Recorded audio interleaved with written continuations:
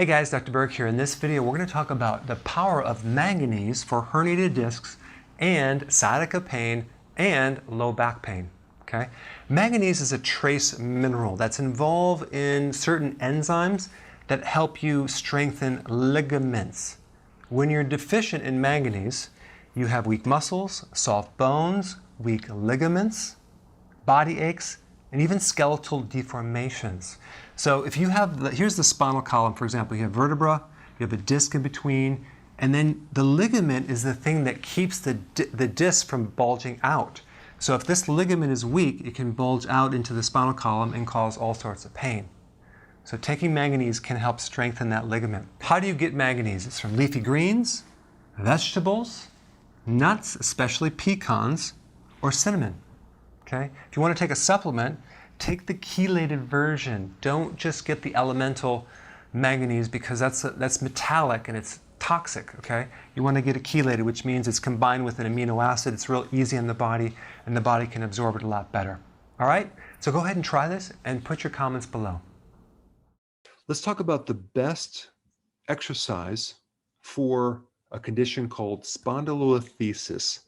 And that condition is where you have this bone in your lower back that is overlapping another bone. It usually is like L5 that's overlapping the sacrum. So what happened is you had this fracture long ago or recently, and that broke off the back part of your vertebra, and now it's slipping forward. And so when the spinal cord comes down through the column, it has to take a little bend, and sometimes that can create dull pain, pain down the legs, bowel problems, a lot of issues. There's some great exercises that you can do to totally stabilize this area and prevent future problems. Realize that the vertebra is slipped forward, okay, flipped forward this way. So anything that would hyperextend going backwards, where your back is being arched backwards, would be a bad thing. So if you laid on your stomach and arched back up, you don't want to do that because that's going to push this vertebra further forward. What you want to do is do the reverse of that. So you want to lay on your back. That's called being supine, okay? And then you want to bring your knees up to your chest. You can start stretching them, but then you can actually do exercises where you're bringing either one leg at a time or both of them upwards, back and forth to strengthen the lower part of your abdomen. That would be very, very smart as far as an exercise. This way it pushes that bone back into alignment. Also, if you were to lay the opposite direction prone over one of those big exercise balls and you lay forward, it's going to push that vertebra up into your back and you can kind of stretch. And then another really good thing to do is if you could lay on your back and push your lower back to the ground. Okay, so keep pushing it to the ground so you can start getting relief, because what we want to do is we want to take that vertebra and keep it aligned so there's no pinching of the spinal column. And doing planks is essential. I'll put a link down below of what that is, but you're basically holding your entire body at a certain level and you're just holding that position, and it's called an isometric exercise. And you can actually lift your arm and your leg, but that way you're not bending your lower back, you're strengthening your core, and that really is the key. And the core is really the connection between the upper torso and your lower legs. So anything that will stabilize your core would be a very therapeutic thing, and anything that would extend your spine going back would be very, very bad. A couple more points. Reducing inflammation in general will greatly help. So you, of course, want to do healthy keto. If you're new to my channel, I put a link below what that means. You definitely want to do intermittent fasting because that's probably the most powerful thing to drop inflammation. Vitamin D3 is essential. I would take a minimum of 20,000 international units of vitamin D every single day, and that will actually help your back pain. In fact, your muscles will feel relaxed, and if there's any arthritis, that will feel better as well. Stinging nettle root is another one of my favorite plants that gives you an anti-inflammatory effect as well. All right, thanks for watching. So I remember someone was showing me this plank exercise, right? And I was kind of like, that's so easy. That's not really a workout. That's not going to do anything. And so I actually tried it, and I was shocked how difficult it was at the very beginning.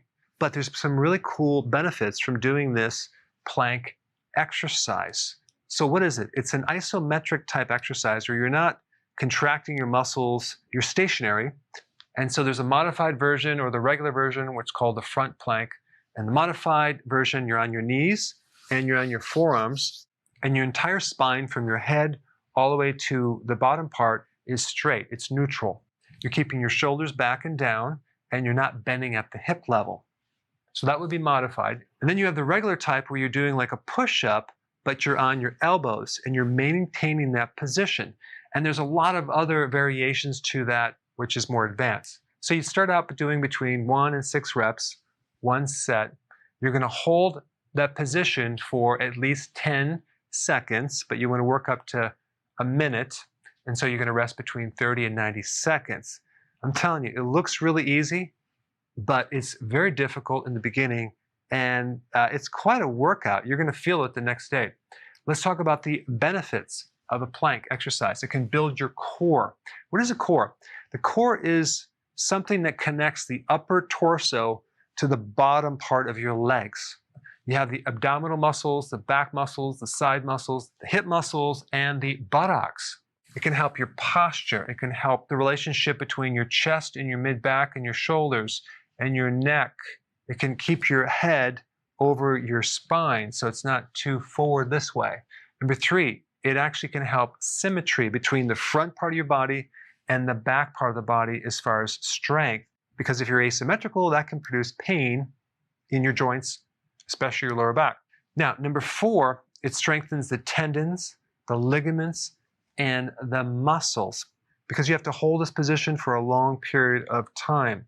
Number 5, it can create a lot of stability in your core. So, and what I mean by stability is it can keep your back from being unstable, and it can help your coordination when you walk, and it can just reduce pain in your lower back.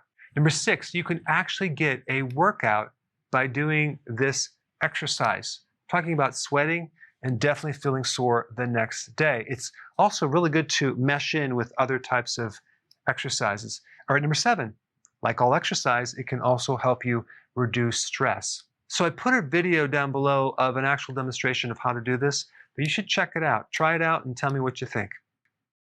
Hey, before you go, if you're benefiting from any of my content, I would love to hear about your success story. Please share it in the link down below.